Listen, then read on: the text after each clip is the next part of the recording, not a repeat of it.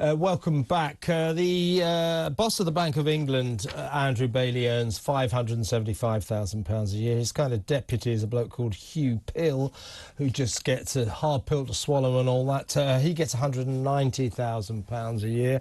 Now, these guys have just come up with another interest rate rise. They seem to put interest rates up about every 20 minutes these days. And, of course, when interest rates go up, mortgage payers suffer.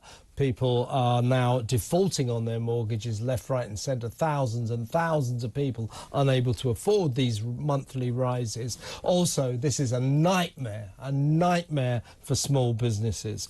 So these two, who should have probably put interest rates up a couple of years ago but didn't, held back, could arguably be charged with being almost solely responsible for our economic problems at the moment. They certainly were slow off the mark, and they caused a lot of problems in that respect. So I'm wondering if they're worth their giant salaries. And Hugh Pill, in a podcast recently, said, well, you know, everyone's just going to get used to being poorer, aren't they? It's all very well for you, Hugh, with your 190 grand a year, and you, Andy, with your £575,000 a year.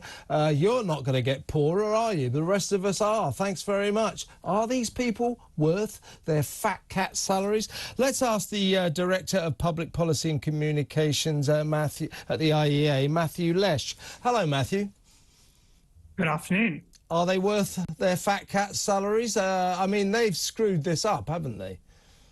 Yeah, look, I think there's a lot of questions to ask to the Bank of England, and not everything is necessarily within their control. That they were not handed the easiest set of cards between all the mess we had with COVID and what that did to our supply chains, plus interruptions to the global energy supply caused by Putin's invasion of Ukraine. The problem here, of course, is, though, the Bank of England acknowledges that, but what they refuse to acknowledge is the very large responsibility for this inflationary mess that comes from the fact that they were basically pumping billions and billions of pounds into the British economy for a very long period of time throughout the pandemic. They kept on doing that despite the early signs of inflation and despite warnings by some economists, at least, that there was this big risk of upcoming inflation. They initially called inflation transitory or temporary, which allowed it to get, at least to some much greater extent, out of control. You have to remember, inflation was already around 7% when Putin went into Ukraine. And now we're at the other end of this, where there's a bit of a risk that they're overreacting, that they're overcompensating, that they're putting up rates too much and slowing down the economy too much, and not potentially going to slow down Britain's economic recovery and cause unnecessary economic pain. So we've got a situation here, a bit of a risk here, where they've gone too hard at first, also gone too slow at first, and then going too hard at this point. Yeah. Matthew, hold these thoughts. I'm going to introduce now the Managing Director of Debt Free Advice, Matt Dronfield. Good afternoon, Matt. Good afternoon, Kevin. Just talking to Matthew Lesh from the IEA there, who's explaining why the Bank of England bears some responsibility for this mess we seem to be in, but this mess we are in. Tell us how this is affecting mortgage holders and small businesses, because we're hearing that thousands and thousands of people with mortgages are now defaulting on their payments, their monthly repayments, which seems to me to be a gateway to a kind of catastrophe. Unfortunately, it does feel like we're heading our way there, right? The Bank of England's announcement yesterday is only a little rise from 4.25% to 4.5%. However, in real terms, those on a tracker mortgage are about to pay £24 a month more, typically, and those on a standard variable rate mortgages will face a jump of £15. You mentioned about people defaulting on mortgages already, which were reporting earlier this week that 700,000 households have missed rent or mortgage payments in April, and that's only going to continue as this go on.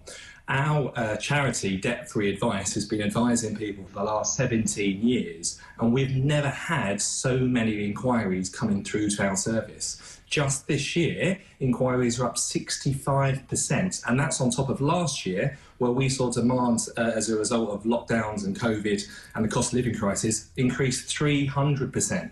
So this is really going to put a massive amount of pressure on people that have been struggling for months just to keep up.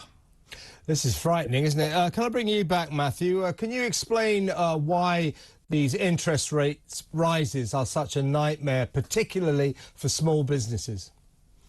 Well, I mean, putting up an interest rate pretty much by design is meant to filter through to high costs for borrowing. And of course, that includes on people's mortgages, but also includes for any kind of business that wants to continue operating, expanding, requires capital. So you end up having kind of a negative impact on the level of investment. We should also add on top of that, the interest rates going up generally means higher costs of government borrowing and then justifies higher levels of taxes, et cetera, et cetera. So it has a whole bunch of impacts there. Now, this may very well, and at least certainly some of these interest rate rises were perfectly justifiable. We have to remember inflation is still running at 10%, and the Bank of England did have to act. The shame here, of course, is they didn't act earlier, and the other shame here is that they might now be overreacting. So we're in a bit of a rubbish situation when you put those two things together, where we don't necessarily have the right policy setting. Now, if people aren't paying their mortgages, we are witnessing a kind of false economy, aren't we? Isn't this the classic financial bubble where everybody sort of pretends that we're okay, but actually no money is exchanging hands, and therefore, again, that could be the route to some kind of massive crash, couldn't it? I mean, I'm not personally supremely worried about some kind of financial crisis. I mean, there obviously will inevitably be some people who struggle with their mortgages and require support, and particularly as people slowly come up to their remortgaging, they're going to pay a lot more. In theory, at least, a lot of people should have been, I suppose, stress tested to higher interest rates. If you're taking out a mortgage loan in previous years, to some extent, you should have been check to make sure you have enough income to potentially cover increased payments. So we haven't seen evidence so far, at least as far as I'm aware, of a kind of financial crisis type situation where interest rates have gone up so much and house prices have come down so much that people are left in a terrible situation for the overall economy. That would be a kind of, I suppose, a worst case type of scenario, but I don't think that's quite where we're on track to right now. Thank you, Matthew. Last question to you, Matt. What's your advice to people who can't pay their mortgages, who can't meet their bills in this respect? I mean, presumably at some point the mortgage lenders will come down on them and kick them out of the houses. What can people do in this awful situation? Absolutely, that's a real concern for us, not just people paying mortgages, but those renting as well and not being able to pay their full rent. So our advice to anybody is engage with your mortgage provider or your landlord as soon as you start to struggle. The earlier you communicate with them, the more likely they are to be able to put payment plans in place and other measures to support you. We also understand how worrying this situation is, and sometimes it's not always easy, especially if English isn't your first language or you don't quite understand all of the language that's used in documentation that's sent to you. But there is a glimmer of hope in terms of the free support that is available to you. The Money and Pension Service funds advice all across the country, including our charity, Debt Free Advice. So if there's anybody watching or listening right now and you're really concerned about how you can do it, seek free and impartial advice. Our team open until 8 p.m. today. How do we get hold of you? How do we get hold of the Debt Free Advice, Matt?